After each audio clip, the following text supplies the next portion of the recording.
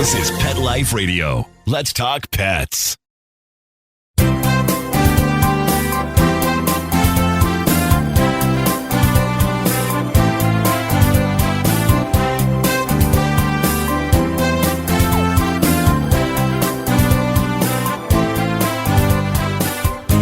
And here we are. You are here live with Dr. Jeff Werber. Here, your host for the next 30 minutes here on Pet Life Radio's Ask the Vets with Dr. Jeff, as well as Instagram Live. Here for you, here for your pets.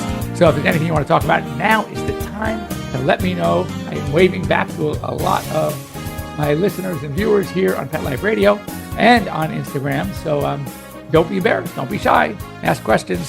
So anyway, a couple of ways to get a hold of me. The easiest way is to join me here live.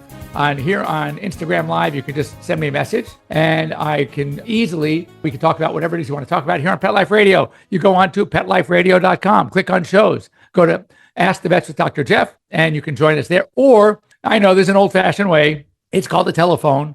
You can just call it directly, 877-385-8882. Once again, 877-385-8882, and you can ask away. It'd be great to join me here on live. That way you can see you, I can see your pets, and it's the kind of a great way to do it. So anyway, I hope everyone had a great week. Those of you who are in Fort Myers and the areas of Florida that were hit by Ian, God, we feel for you. Anyway, I hope everyone's pets are safe. I mean, that's the thing, dog, you have some, except there was, I heard a story about a woman who had like 4 horses, but her horse trailer can only carry 2. She ended up staying back with her 4 horses. And fortunately, everything was fine. But I'm sure you saw the news and the videos of what's going on there. It's unbelievable. A house ended up on top of a building. I mean, it blows your mind. The power. I remember when we lived in New York. We moved here to California in 1962, and we had 2 hurricanes. We had Hurricane Esther and Hurricane Ethel. I remember everybody in New York has basements. Here in LA, now they're starting to build basements, which is a great idea. But everybody had a basement. We used to have to run down to the basements. So yeah, it was, I don't miss the hurricanes. But then again, as people say, they don't have earthquakes. At least a hurricane, you have a warning. A tornado, you have some warning. Earthquakes, you get nothing. You get zilch. It just hits you at any time, and there's nothing you can do about it. So I don't know. It's a toss-up. But I did not like those hurricanes. All right. So while you are thinking and getting the courage to pick up the phone, to either call me on 877-385-8882, send me a message here on Pet Life Radio or on Instagram with a question. Thank you, Alma. I don't know about the world. Maybe I know I'm the best veterinarian in this household. That's the only thing I can guarantee. So now's the time to ask questions. So in the meantime, as you know, I like to just kind of go through the American Veterinary Medical Association and also the American Animal Hospital Association. They have these news blurbs that go out, several times a week. And I'm always interested in stories that are not only good for me. I mean, there are a lot of them that are good for me, but they may not ring loudly for you because a lot of them are scientific stuff. But I always look for the stories that are appropriate for the pet parents, for you as well. So that's what I'm going to, some of these are fine. Look, a lot of these things I even find interesting. I mean, what's going on in the pet world is unbelievable. So it's really cool. So now this is really good. This I found interesting. And, when I talk about stories like this, I'm not surprised. There is so little when we think about the grand scheme of things, how much we don't know about our animal friends that we're still learning regularly. And this one was a good story. And again, you're going to hear it and you're going to go, some of you are going to say, well, duh. Of course they know. Any of us who have dogs, we always say they can read us. They can read us better than we can read them. And so it's fascinating. So check this out.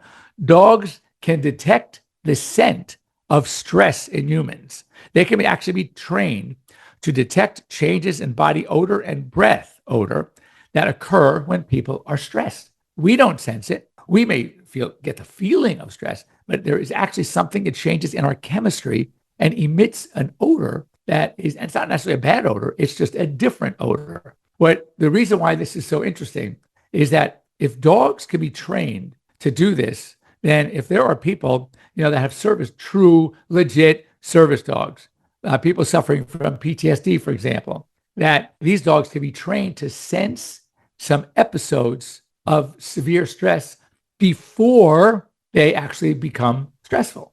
So that might be help the people they're working with. So I think that's really good. Oh, Cyrilia from Detroit. Well, welcome, welcome.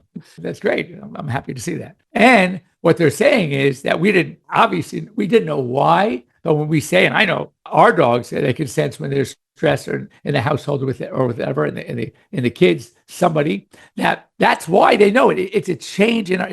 They can't sense necessarily our body language, though they probably could do that too. But it is a certain change in odor that happens within us, and that's what they sense. And as we know, we've talked many times about how amazing a dog's sense of smell is. And with our mere 5 million olfactory receptors, smelling receptors, and they have 250 to 300 million, you can see why they can smell like everything. And they get so intrigued by it. But this is how they detect cancer. There are changes in our smell with cancer, and they can pick that up. And that's why these dogs, and even changes with COVID, that's why they're using dogs, and they were sniffing us. So it all has to do with that. And it's fascinating to me. Now, speaking of the amazing senses of animals, this one shouldn't surprise you either. I've known about this one for years when it comes to dogs, but it's beyond dogs. Check this out. Manatee, alligators, sharks, and sea snakes in Florida waters probably began sensing the change in barometric pressure as Hurricane Ian was approaching. And they started to make their move then, a couple of weeks before, to safer waters. And there was like a mass exodus. How did they know? It's because of changes in barometric pressure, which they can sense. Sort of like talk about a warning. They even knew the warning before the warning because they knew it from sensing the changes in barometric pressure, and they took off looking for safer waters. And now, and this is how I know this, because we get this in dogs a lot. And that is, I'll get a call from somebody, and their dog is acting weird. Something's off. It's almost like the dogs who don't like thunder, who don't like fireworks, loud noises, and they start shivering and shaking and hiding. And people would call me and say, it's something weird. Their dog is acting weird. He's hiding. He doesn't want to come out, et cetera, et cetera. Now, I know that I heard a news report that we had a storm coming our way. And with dogs that have that fear, they don't need the weather person to tell us what's going on. They know what's going on. So for those dogs, here's the association. When they first felt the change in barometric pressure, they know what it meant. Okay. But then the storm comes and then the thunder comes. They start freaking out with the thunder. Now the Pavlovian response, they don't need the storm anymore. They don't even need the thunder. All they need is that same feeling that they felt the very first time with the change in barometric pressure. And now automatically they're making that association that the thunder and lightning and loud sounds are coming. And they start their fear behavior literally at the onset of the change in pressure. You know, it's really fascinating. So to hear what these other animals, the manatee, the sea sharks, the sea snakes have done, the alligators, it makes total sense that they have that sense that we don't have. We know there are machines that measure barometric pressure, but we can't, I can't feel it. So our animals can. So I think that's really, really cool. So next up, before we go on a break, this is also interesting. Now, many of us, and this rings home to many of us, because here in my neighborhood, Beverlywood, we see coyotes. And I know you see them north. I know up on Sunset there in Brentwood, you see them everywhere now. And they're on the hunt. Well, what are they looking for? So when we have rat problems and raccoon problems, what are they typically going after? They're going after our garbage cans. And they say, if you want to eliminate the problem, put those straps over top of your garbage cans so the rodents and animals, small animals can't lift the lids, etc. But coyotes, carnivores, right? They want the meat. What do they want? They want your cats. They want your small dogs. So it's a different, so what they were saying is that, and if you have a big dog, you're probably safer. But if you have 2 or 3 coyotes, they think they can handle anything. So I would still be careful. So they'll also eat, by the way, coyotes will eat plants and bugs, but they're going after food. So, I mean, food, live food, meat food. So they're less interested in your garbage cans. The raccoons and rats want your garbage cans. They want your small animals. So be very, very careful. Keep if you have outdoor cats in LA, I always say, I have 5 cats. They're all indoors. And I always say, so it's dogs, cars, coyotes, right? Feline leukemia, feline AIDS, right? So these are all the things that get our outdoor cats, which is why I prefer my 5 cats to be indoor only as they are. But if you have outdoor cats, these coyotes, they're pretty good. And good at catching small animals. And dogs, a cat can escape a coyote way faster than a little dog can. So those of you who have small dogs, if you have coyotes in your neighborhoods, I would recommend not leaving them outside all day unattended, especially at dusk. The coyotes seem to come out as the sun just starts to set. It's not dark yet. We're talking 4, 5 in the afternoon. And that's where, driving down Beverly Drive, there have been sightings where we've seen, like groups of 3 or 4 coyotes running down Beverly Drive together. And another thing, coyotes, it used to be that if you got like out of your car to kind of scare them, make yourself big, they would run. Now they don't. They don't run. They sit there and watch you. Okay, buddy, go for it, right? They are challenging. So it's not the same. They are hungry. We have been displacing them with where we're building. And it is what it is. We have to be careful. So let's do a quick break. When we come back, we're going to talk about a new program out of Washington State University Veterinary School. Pretty cool. All right. We'll be back after these short messages from our sponsors. Don't go away. For those fortunate to have experienced the deep bond and unconditional love of a companion animal, the death that follows can be one of the most difficult and misunderstood losses to go through. Many times, this devastating loss goes unrecognized and trivialized by family and friends, leaving grieving pet parents struggling to find healthy ways to cope with the loss. In And I Love You Still, a thoughtful guide and remembrance journal for healing the loss of a pet, Dr. Julianne Corbin calls attention to the difficulties unique to the loss of a beloved pet and provides an interactive and compassionate guide to help you process your loss and work towards coming to a place of peace and healing. For those interested in journal therapy and looking for a professionally written and compassionate resource to help understand and reconcile the grief associated with the loss of your pet, this book is for you. And I Love You Still, a thoughtful guide and remembrance journal by Julianne Corbin, is now available for purchase on Amazon and other major book retailers. Let's talk pets. Let's talk pets On Pet Life Radio. Pet Life Radio. PetLifeRadio.com.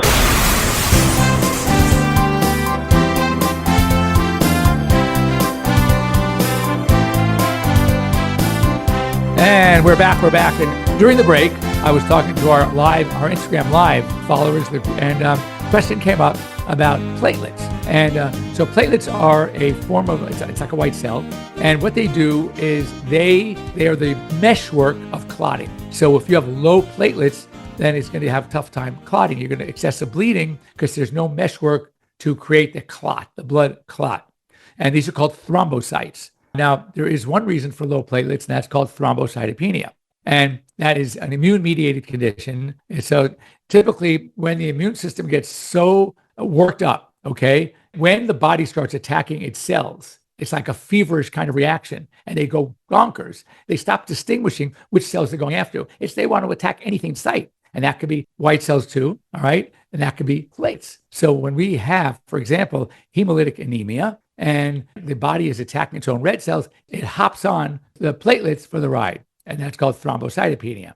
So it's sort of activated by some condition that we don't always understand. And the body, as I said, the immune system gets very worked up. And in that process, it starts attacking everything it sees in sight. So the body is attacking itself. So the normal range for platelets is between 200 and 500. So what happens is the body, this cat, for example, had a 114. But there's also something called platelet clumping, which is a condition that when the pathologists are going through and evaluating all the blood tests, et cetera, and the different blood cells, they are counting, they're looking at their morphology, their shape, their size, and they're commenting.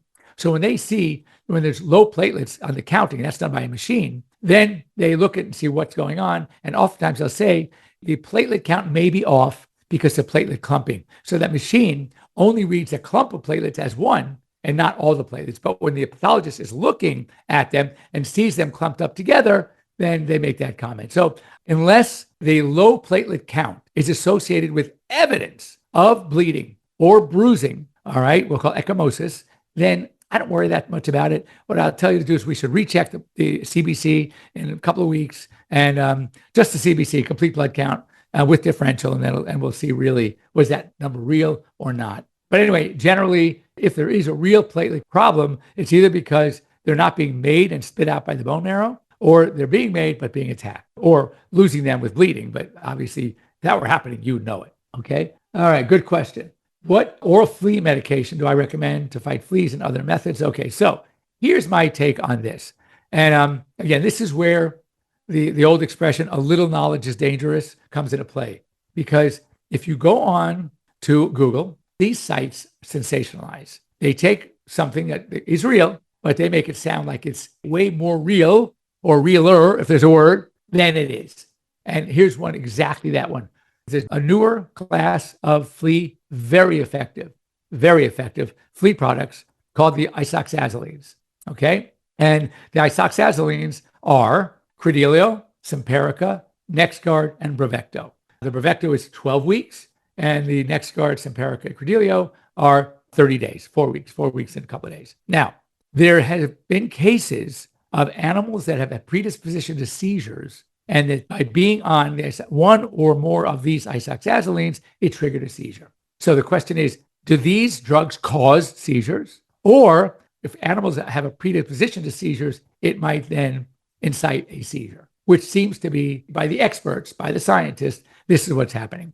The numbers are very, very small. Think of it this way. I want you, when you're watching TV, and I want you to know how many of these drugs that you hear on TV that they are advertising, after you hear at the end of the commercial, the warnings, and some of them even end, may cause death. Are you going to run out and buy the drug? Right? Meanwhile, there are millions upon millions of people using these drugs and are fine. But the FDA, you have to print and cite every negative reaction, every one, even if it may have nothing to do with the medication. Could have happened while they're on the medication. Let me give you a quick story, which I found very amusing. A very good friend of mine is one of the top board-certified veterinary internists in the country, all right? And he broke away. He was working with one of the big aggregator hospitals as chief medical director. Super smart guy, super nice guy. And he started a company called Anavive. What they do is it's a pharmaceutical company that looks to market drugs that are kind of not off the beaten path, but they're not big enough in need or necessity for the big players like Zoetis, right? Like Merck to go after. But there's still a big need in veterinary medicine, and they're doing really well. P.S. They were testing a drug, and they had, 100 or so dogs on the medication, and they had to put all the time. Why? The dogs that did not finish out the trial, why? Did they die? What happened? So 2 of the dogs of the many, could have been 1,000 probably, it was a lot. The test market was pretty big, okay?